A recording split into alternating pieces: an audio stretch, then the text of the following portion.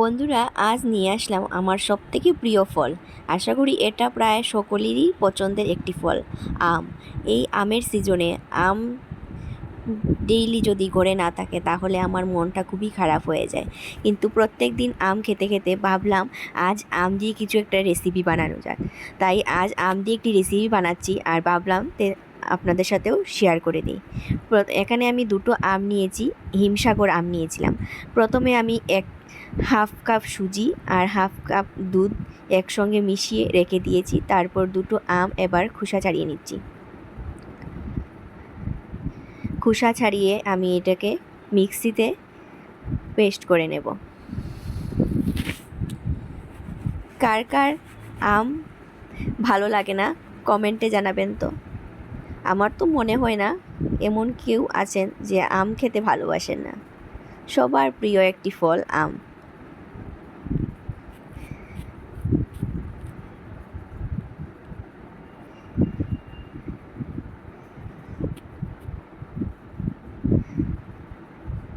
সবগুলো আম আমি একটি মিক্সিতে নিয়ে নিচ্ছি।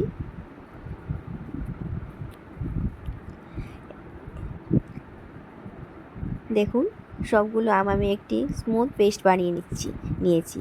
আর এই যে সুজি আর দুধটা নিয়েছিলাম অনেকক্ষণ আগে, প্রায় 10 মিনিট হয়ে গেছে সুজিটা ভিজিয়ে রেখেছি, তারপর সুজিটা অনেকটাই ফুলে গেছে। এবার আমি এই ম্যাঙ্গো পিউরিটাও দিয়ে দিলাম তার মধ্যে।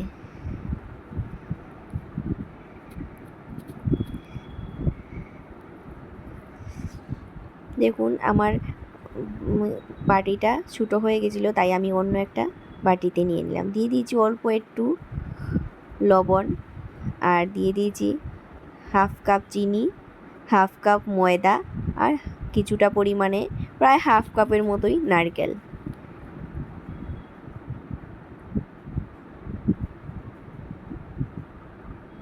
দিয়ে এবার সবগুলোকে ভালোভাবে মিশিয়ে নিচ্ছি। যতটা ভালোভাবে মিশাবেন খেতে কিন্তু ততটাই ভালো হবে। এটা কিন্তু খুব ভালো করে ফেটাতে হবে, খুব ভালো করে মিশাতে হবে, না হলে ভিতরটা সুন্দরভাবে ঠিকঠাকভাবে হবে না।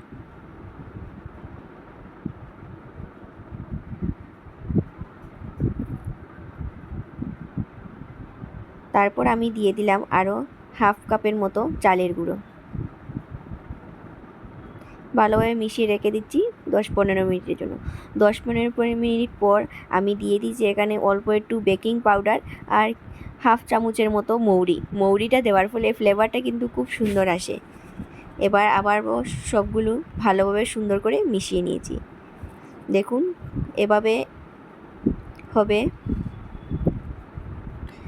দিয়ে দিচ্ছি কড়াইয়ে তেলটাকে ভালোভাবে গরম করে নেব।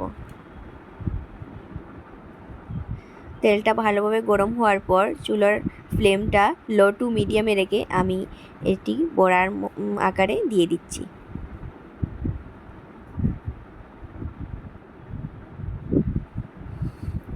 যেভাবে আমরা তালের বড়া করে থাকি ঠিক সেভাবেই।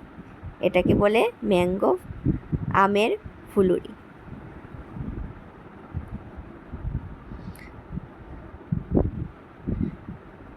তালের বড়া তো খেয়েছেন, এবার কাঁঠালের বড়াও খেয়েছেন কি জানি না, কিন্তু আমার চ্যানেলে কাঁঠালের বড়াও পেয়ে যাবেন। আমি কাঁঠালের বড়াও কিভাবে বানাতে হয় সেটা শেয়ার করেছিলাম।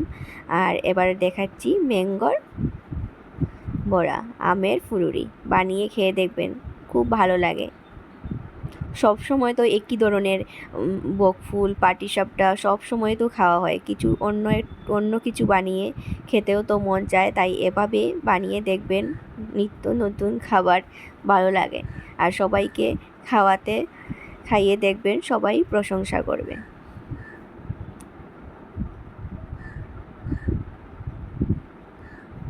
সব সময় একই ধরনের খাবার খেতে কি ভালো লাগে বলুন? মধ্যে মধ্যে মন চায় কিছু খাবার, নতুন নতুন কিছু খাবার খাই। তাই আমিও বানালাম আজ আমের ফুলুরি, আর ভাবলাম আপনাদের সাথেও শেয়ার করে নিই। দেখুন, আমি উল্টে পাল্টে লাল লাল করে ভেজে নিয়েছি। এবার তেল জড়িয়ে তুলে নেব।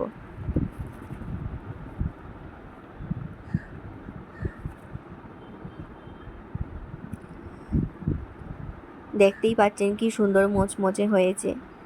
এভাবে আমি বাকিগুলো দিয়ে ভেজে নেব।